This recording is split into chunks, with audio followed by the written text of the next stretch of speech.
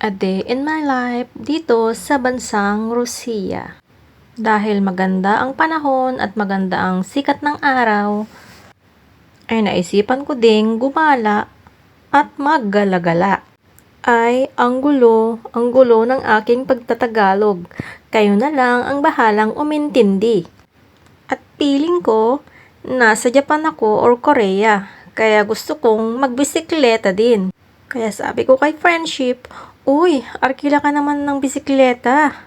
Kasi hindi ako marunong mag-arkila ng bisikleta. Kaya nagpalibre ako at kumuha siya ng bisikleta.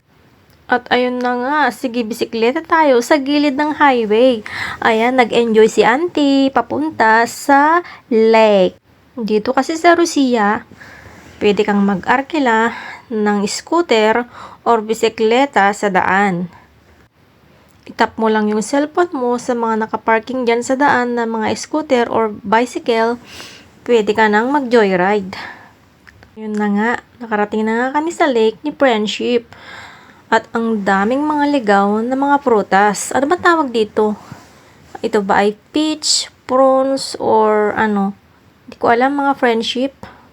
Kasi dito sa bansang Russia, pag naglakad ka or naggala ka sa lake, ay maraming mga prutas nakikita dito. May mga apple, mga peach, mga prunes. Wala yan sa atin sa Pilipinas. Dito mo lang yan makikita.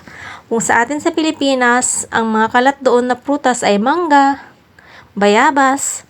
Dito naman sa Russia, mga apple, mga peach, prunes. Yan ang mga prutas nila dito. Gusto ko sanang mamitas, kaya lang nakalimutan ko yung plastic. Kaya next time na lang ako mamitas. Masarap pa naman yan isawsaw sa suka na may asin tsaka sili. Dahil ang kanyang lasa ay parang manggang hilaw. Malutong at may asim-asim ng konti. Masarap sanang lumangoy dito. Mag-swimming, kaya lang malamig yung tubig. Pero yung mga Ruso, kahit malamig yung tubig, sige sila swimming. 'Di ba? Sana all na lang. Pag ganitong summer, ang mga Russian, ayan ang kanilang mga libangan. Ano ba tawag diyan? Kalimutan ko. Hindi kasi ako nagsasakay ng ganyan. Dito, pag summer, ang mga Ruso, sinusulit nila ang pamamasyal sa park. Nagba-barbecue, nagiinuman, yung iba nagpa-family bonding. Syempre, puro trabaho. Kaya minsan, mag-relax din. 'Di ba?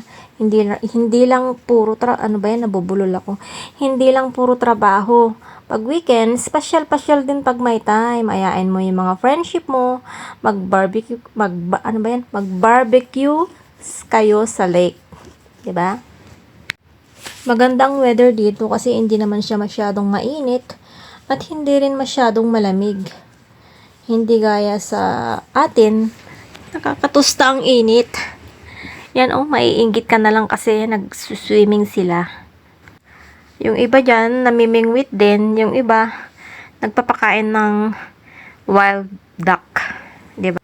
Yun lang. Happy watching!